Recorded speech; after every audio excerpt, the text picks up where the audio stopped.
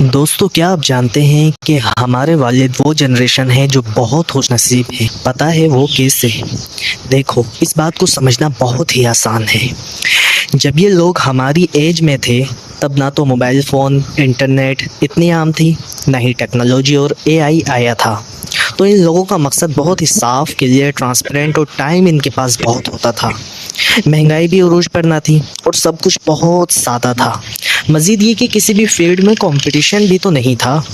اب ان لوگوں نے اس وقت کے حساب سے محنت کی، کریئر بنایا، شادی کی، بچے بھی ہو ہی گئے، اور اب جا کر جب ان لوگوں نے وہ 4 دن کی زندگی کے 3 دن گزار لیے تو یہ ٹیکنالوجی، مشینز، اے آئی، انٹرٹینمنٹ سب ان کو ان کے اس وقت میں مل گیا جبکہ یہ فری مائنڈ ہے۔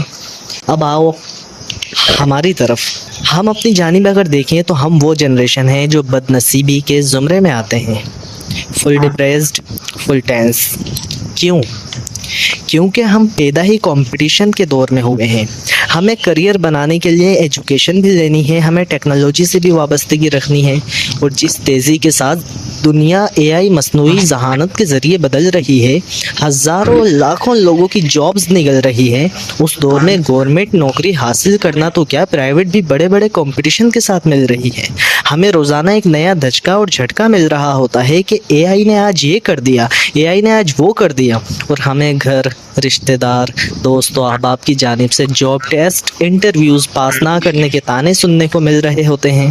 تو ایسے میں ہم کیا کریں؟ کیا ہم خوش نصیبی کے زمرے میں آتے ہیں؟